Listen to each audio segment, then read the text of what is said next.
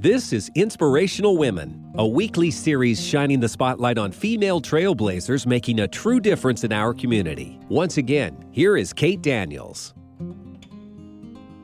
Rebecca Atanassova is a children's book author, and Alissa Hansen is an illustrator. And they have collaborated on a beautiful children's book, George the Mouse in a Log Pile House. It's delightful. They are delightful, and they provide us the opportunity to bring delight of nature into our lives, not just for Earth Day, but for every day. Rebecca Atanassova and Alissa Hansen, good morning, and big thanks for taking time to be with us this morning. Thank you. Thank you. We're so glad to be here. Well, I'm excited on a number of fronts. Children's books, for one, and you are the author and the illustrators of this wonderful new book, George the Mouse in a Log Pile House, which is just delightful. And children's books just in general are something that are just so near and dear to my heart. And I don't think that they are just for children. I think we as adults, right? Yes, absolutely. 100%. Didn't C.S. Lewis say something about that a really good children's book is good for adults as well, as something an adult would enjoy? I think he did. Well, I would accept that. And I of course, say that too. I agree. You know, in a different time of my life, I was doing storytelling where I would use children's books. And I just was enthralled with them because growing up, while I had books, not like what we have available today, this huge library of books for children. I mean, talk about having an embarrassment of riches, right? Yes. Isn't it a good thing? It's such a good thing. Something for everyone. There is. A book for every reader. Mm-hmm. Yes. And, you know, if someone feels that they're short on time for reading, children's books, you know, captivate the essence really in just this nugget, in a nutshell, right? Yes. Mm-hmm. Add some beautiful illustrations. Oh. And you have a work of art. Precisely, yes. And here in George the Mouse in a Log Pile House, the illustrations, you have really done such a great work with this, Alissa. Oh, thank you. Really, it's like frameable artwork that you could have. Aw, I appreciate that. Thanks. No, you're welcome. I just loved it. I love the story, the artwork, and so again, it encapsulates so much that, you know, it's almost hard to find the right words to describe what's here, but you have done that. So let's start actually with the inspiration of writing this book. I guess that would start with you, right, Rebecca? Actually, it starts with Alissa. Oh, Alissa, okay. That's a surprise, isn't it? Yeah. I know. We have a meandering road that led to this book, and it started with it started with serendipity. Serendipity. Ooh, even good better. one. Yes. So I had been admiring the photography of Simon Dell on social media. He lives in Sheffield, England, and he is the creator behind all of this because he has a real mouse village in his backyard, or they would say right back garden, that he's built for wild mice. And it all started with an encounter with one mouse one day that he named George. And the photos are delightful. I enjoyed them. I would sketch them, paint them for fun. He and I started to get to know each other. And talk came up of a book someday. He wanted a book for his grandchildren. His humble dream, which I think is beautiful, was this children's book to share with them, all about his story, meeting this one mouse, building a village, all about community and kindness.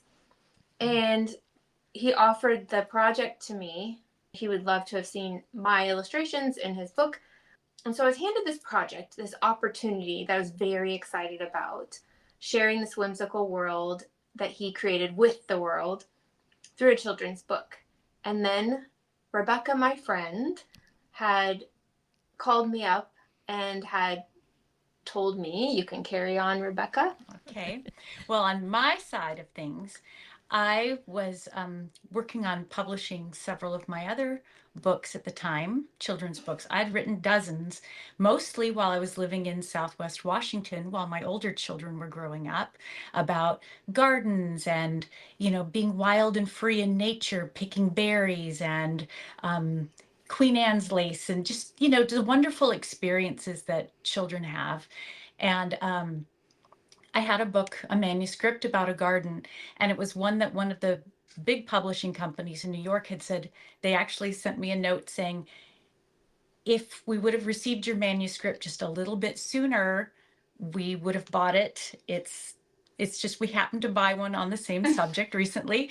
And so I was like, oh, something that I feel so special about.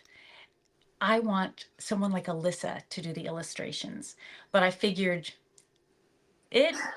she might be a little bit, too like out of my price range or out of my, something like this. I'm like, she's such a wonderful, brilliant artist, but I just felt strongly to approach her about this, even though it was a little out of my comfort zone. I'm like, no, I need to do this and I need to do it now. I felt like this nudging of the universe to talk to Alissa. Now, we were friendly with each other, but we weren't close friends. We didn't know each other very, very well. And so I got up the courage and I said, I have this project. And she said, you write children's books? And I said, yes. And she said, how about we talk about something else instead? She said, I have a project. Would you like to try? And I said, I'd love to. Yes. So that's where it began. We marked our calendars. We had George the Mouse calendars at the time because Simon would create calendars for his fans to buy, sometimes with my artwork. So we both had a copy, and we decided we're going to mark that day on our calendar when it all started. What day was that?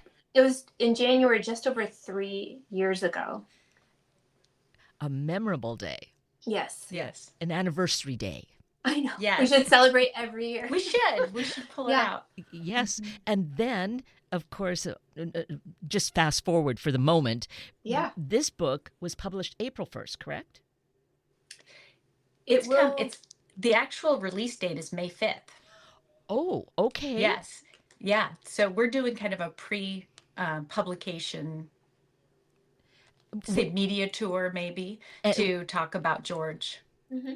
Which makes sense because, here we're just in advance of Earth Day. So, yes. There's just such a natural connection to that I feel, well, Earth Day should be every day, right? Yes. Yes. Earth Day is every day. Mm-hmm. And this gives us an opportunity, though, to, both promote the book, say actual official Earth Day that we want to do something extra special, but again to underscore how George the Mouse gives us a chance to really look at our beautiful garden, the Earth, in a way that with new eyes or new appreciation. That is exactly our message. Our nature message is to be a nature noticer, to be someone who teaches and encourages children to look at the world with those eyes, with maybe they haven't had a chance to connect, or maybe things get busy, but you need to try to make time, make it intentional to look at the world with these eyes, that children are going to be the caretakers. They're going to grow up and the world is going to be handed to them. And if they don't have a relationship or a connection to it, then what kind of stewards can they be? Mm-hmm. If we want the planet to be in good hands, then it's up to us to work with the children of today so they're prepared for the responsibility, so that they have that love for the planet and the animals and the plants and things. If they don't have a connection, then maybe they won't be able to, provide what the world needs when it needs it. I think that was key, having a relationship. Mm-hmm. It's not separate from us. So engaging our children to go outside is a regular habit. It's just part of our lives. They do get to create that relationship and see the reciprocity. what does nature Yes. give me? What do I give nature? And that's the way both of us raised our children. And I think we had a lot of that in our own childhoods. Mm-hmm. And that's something about Simon, the wildlife Mm-hmm. photographer who created George the Mouse in a log pile house, the village. That's something that we share with him as well. He Mm-hmm. said something the other day, posted on social media, something about by looking at these small creatures, the little mice, through his camera lens, he sees the world in a different way. It's allowed him to kind of slow down and see the small things, because the world is made of small things, isn't it? Mm-hmm. And it's all connected. So, and everybody has their own little piece of the world around them that they can be looking out for, that they can be watching and loving. And I just think that's a great message. Oh, without question, that really makes it feel personal and Mm-hmm. doable at the same time. Because if we look at Yes. the whole planet, we think, oh, I can't do that. But if we look, But you can do this. yes, yes, exactly. So there's one of the big messages of this really lovely book, besides being a great story and having the beautiful illustrations, is to really think about the small things and about thinking about this tiny mouse. Mm-hmm. Yes. Yeah, we have, That's well, right. in the book, Simon, you'll find out, is called Mr. Tographer, and he is the caretaker. And I love how he cares for these animals, and then they bring him joy. And it's all in this small backyard. It's all tied up in this cozy little garden, but it feels like a universe in a way. Yes, yes, exactly. And if we think of it in that way too, we each have our own little universe, but Mm-hmm. together, Yes. it makes this really incredible, beautiful place that we all call home. And oh, Mm-hmm. which is another beautiful line that George shares with us, right? Yes. Follow your whiskers, because you'll Always. Yeah. always follow your whiskers. This is the sample copy. Always follow your whiskers, because your whiskers will lead you home. Mm-hmm. So follow your heart, follow your intuition. You'll find your place where you belong, but you need to listen Mm-hmm.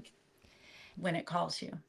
And so here, let's take a little side path, or veer off a little, because one of the things that we experience in our world right now is just so much screen time, Oh. and there's uh, a connection here with the information that I received about a research study done at Children's Hospital in Chicago, and how parents really feel that they're putting their children in front of screens much too young for much too long.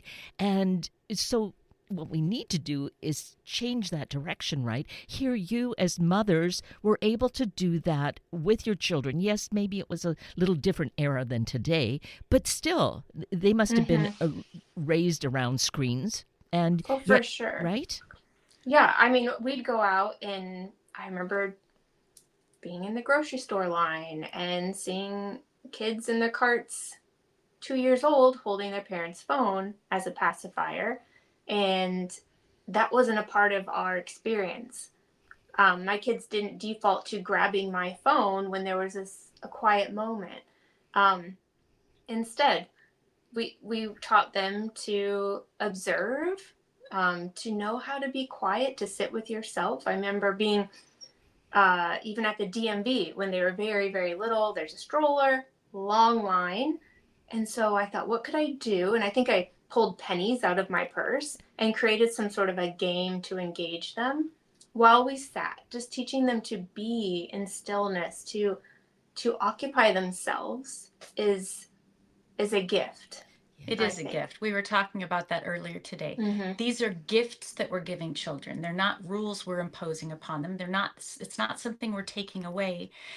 I'm a little bit older than Alissa, and I grew up before all of these things. And I feel like that's what's missing today. Mm-hmm.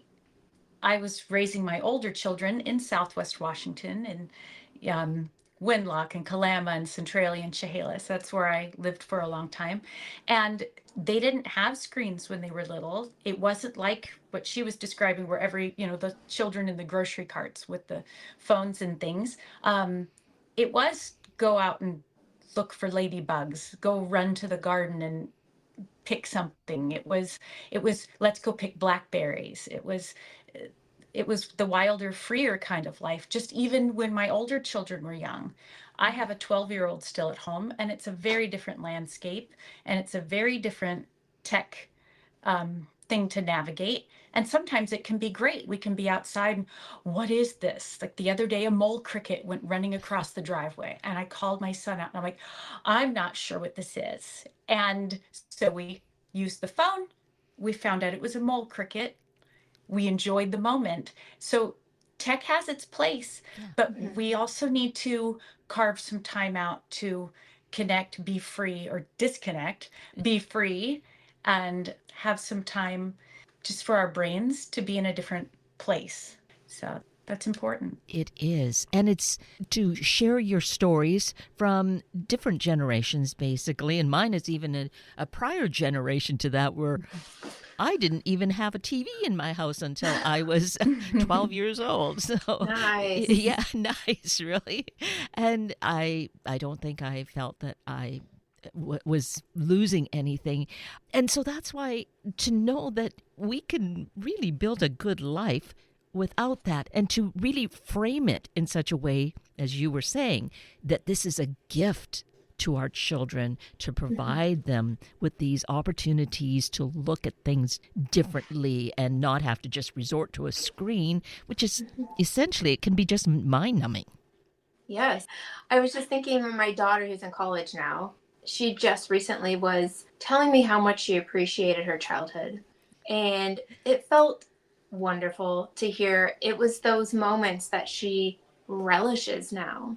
So I love that we were outside. I love that, though I did introduce tablets at some point with restriction, that wasn't the bulk of their day.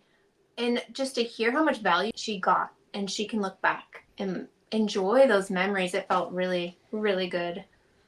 My daughter, one of her favorite memories is that we had a wraparound porch when we lived in Kalama, up looking over the Columbia River, and I hung hammocks between the posts, and we each had one, and we would take a book and go lay out in our hammocks in the afternoons and just enjoy that quiet time with the wind chimes and the breeze in the Douglas firs. And it smelled amazing, and it was peaceful, and we can create those moments. These things don't take a lot of time. They don't take a lot of money. It's just intent and a heart that considers these things. It's being mindful about what you want to include. My husband is an economist, and we often talk about how time is a resource like money. Time is like money. You only have so much to spend every day. If you think of it, when you're talking to a child about like how much money you have in your pocket, how much time do you have in your pocket that you can spend? And you had some screen time.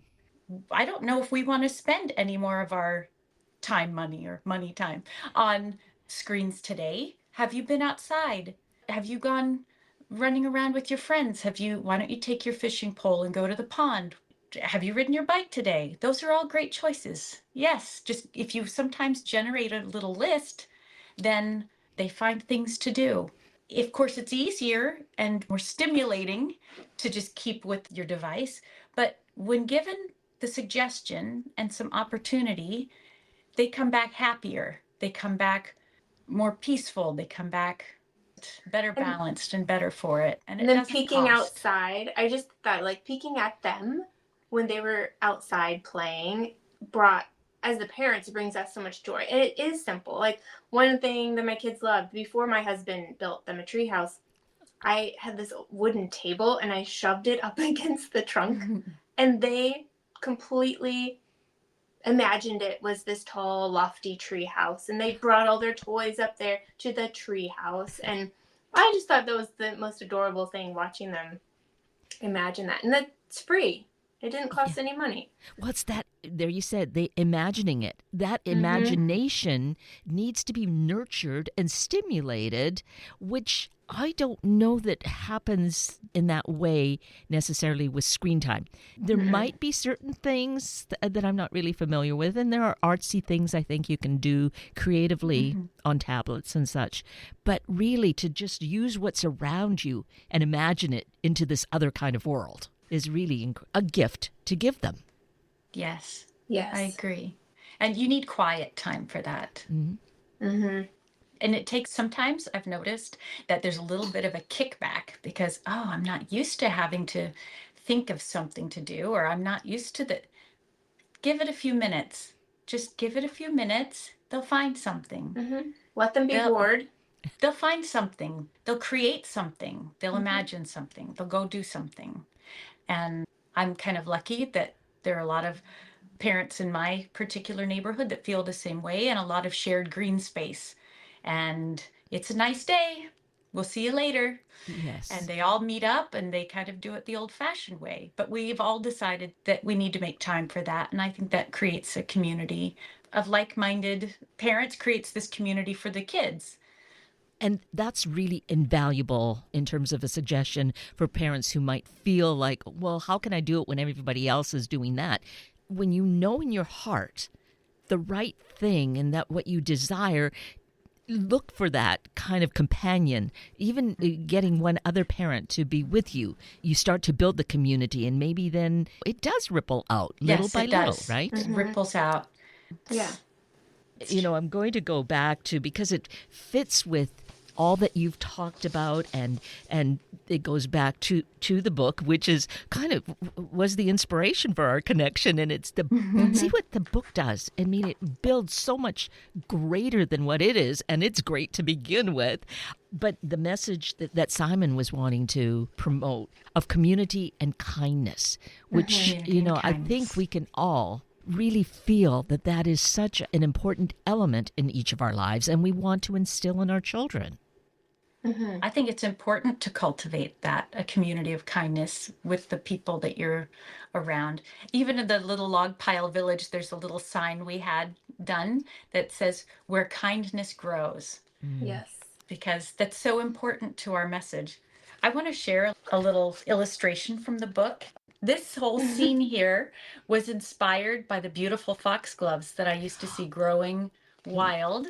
I think people, especially, the Northwest, who see these kinds of things growing along, they would appreciate some of the imagery. Even though it is England, some of these things came from, my inspiration as well. Yeah. Yes, that particular illustration is one of those frameable pieces, I think, because it's just, Yes. We just see the simplicity and then this grand beauty of nature that we need to stop and really look at it to appreciate, what is around us, that we don't need these, great big halls and chandeliers or whatever. Nature provides really all that we need. Nature provides. It does. That can just be a statement by itself. Nature provides. If you let it, if you allow it, I think, and get out of the way. Yes. I feel like if you get out of the way, remove some of those distractions, nature will come in to fill those spaces. But we so often get in the way of letting it fill our lives. And endures, in spite of us. I know. So that statement, I think, is really clear. So back to your book, and it's amazing for people then to be looking forward to, and, all these many messages that you have shared, I think, are so important for us to embrace one or a few of them and just let them grow and really grow and take root in our hearts. That was one of the intentions with George the Mouse, to tell Simon's story of how he actually met a mouse and created this world, but also to put some special little things in there to give the reader something extra to, keep in their hearts, put in their minds. Because you can put things in stories that can, like you say, back to the ripple effect. One little idea, one little thought can spread out and influence many minds, many lives, and make for change for good. And so I think that was one of the things we wanted to do with George, is to make it meaningful for readers. And it's gentle. It's inviting you in and not preaching those messages. But yeah, I just see it as an invitation into that world of kindness, community, supporting each other, all of those things. And it's been so much fun to be in the George world that over the last few years, as Alyssa's been working on the illustrations, because they're all fine art pieces. It's all watercolor and ink and things. And she was working with our art director, who is a wonderful person. It's Christine Kettner. She's listed in our book. She designed many wonderful books. But while they were working on some of those elements, I kept writing George stories. I've written 9 George books now. And I hope that if people love them, we would love to have them, be a series. And I also, over time, have come up with like over 100 little small story ideas, complete with a message, a gentle message to share, community kindness, George's values. And I actually think it would make a wonderful animated series one day, because of Alyssa's beautiful imagery and the creativity of the village, and always have something special we can leave. I think that's really necessary in today. It's a slow down, think about the world around you, the small things, the gentle. I hope that could happen, something like that. Put it in the universe.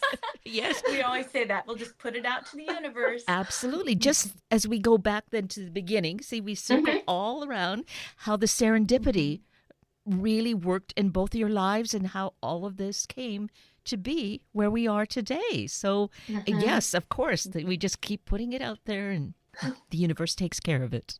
Yes. Well, you are both so delightful. We could just keep going on for hours. I think we could, yes. We could. So that means when the next book comes out, or something else comes along, we'll have to connect again. Right now, we're then focused on George the Mouse. And as you said, this is just in advance of it actually hitting bookshelves. But I think there's advance orders people could make, right? Yes, for the ebook right now. And then if they go to georgethemousebooks.com, that's our website. And that will give you updates about the book, show you photos of the real village, some of the illustration, introduce you to some of the characters. So that's where I would send people for information. And Rebecca's showing some new bookmarks. Bookmark giveaways on the website. To come, right? We'll have some lovely merch that represents the artwork and illustrations from the book.